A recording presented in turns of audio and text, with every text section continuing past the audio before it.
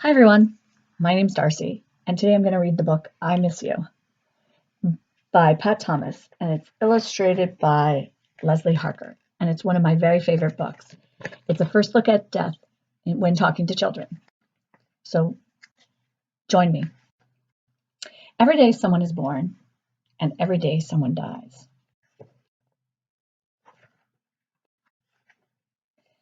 Death is a natural part of life.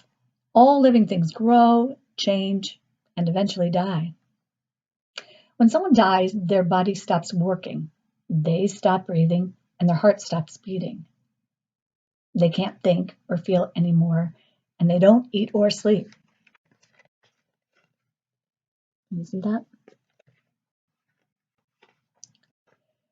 In the books and in the movies, it's usually the bad people who die. But in real life, good people die too.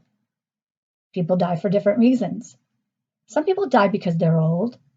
Some people get very sick and then they die. And some people die because something unexpected and tragic happened to them.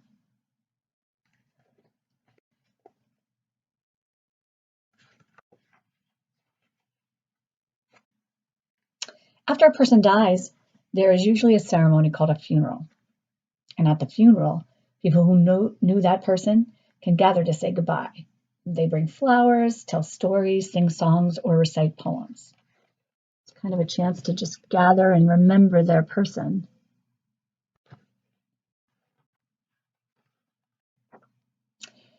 It can be really hard to say goodbye to someone you love, and it's normal to miss them very much.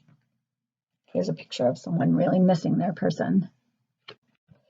When someone dies, especially if the death is sudden, it's normal to think of things that you wish you had said or things you had wished you had not said.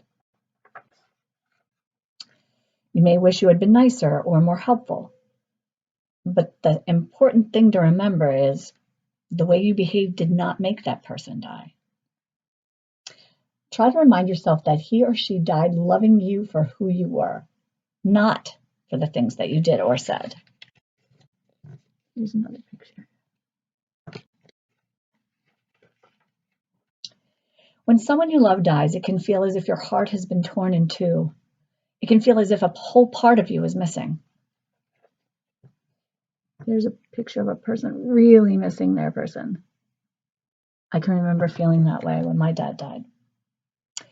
These feelings can take a long time to get over. You may feel lots of different sad feelings before you finally begin to feel like yourself again. And it might not just be sad feelings. It might be anger and confusion and frustration and being afraid and feeling guilty and maybe even feeling happy. All those feelings go along with grief. When someone you love dies, it can be hard to do all the normal things that you did before. You may not feel like seeing your friends or joining in groups. You may feel very much alone. Other people may find it hard to talk to you. And this is not because they don't care, but it's because they don't know what to say to you and they don't know exactly what to do to help you.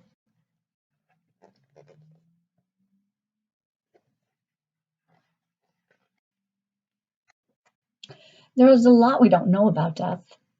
Every culture has different beliefs about what happens after a person dies.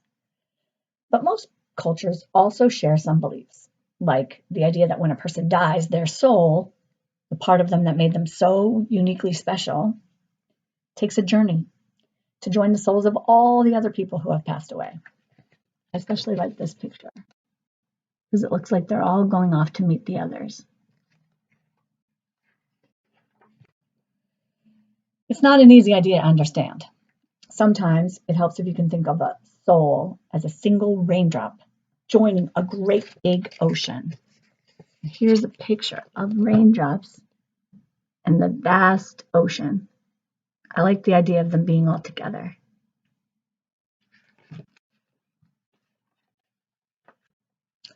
Even after someone you know or love dies, life does go on.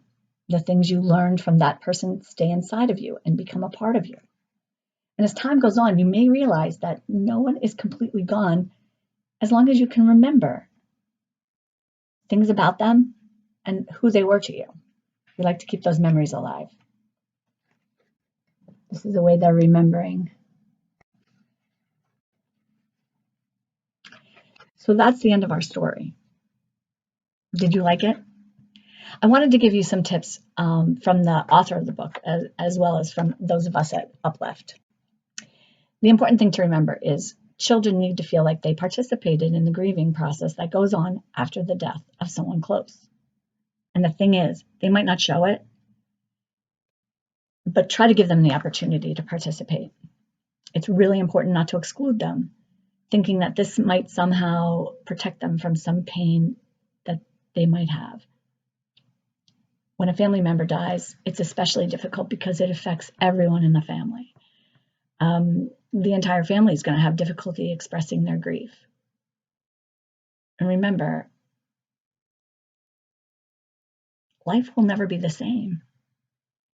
You're changed forever when someone you love dies, and it might be a really long time before you start to feel normal or like yourself again. It's the same for children. Caregivers, it's important for you to remember not to hide your own grief from your child. Let them see you grieve. Even if you try to hide your grief because you're trying to protect them, they will do the same thing, and they will hide theirs. And then where will you be left? If you let them see you allowing grief into the daily things that you do every day, then they will do the same. Hard as it is to do, if you let them mourn in your presence or even cry or feel sad without trying to immediately fix it or make them feel better, they'll begin to understand that this is okay to feel this way and that you'll begin to help each other through it. It's a process. We at Uplift believe that grief is all the thoughts, feelings, and behaviors that happen to us when someone dies. That's everything we think, everything we feel, and everything we do. There's really no wrong way to do it. And nobody does it the same. But we should all be given the space and time to go through it. The thing is, grief doesn't discriminate. It happens to all of us at different times and with a mighty forceful weight that comes upon us. And at one time or another, we're all going to have to face it. But at Uplift, we believe that no one should have to do it alone. The end.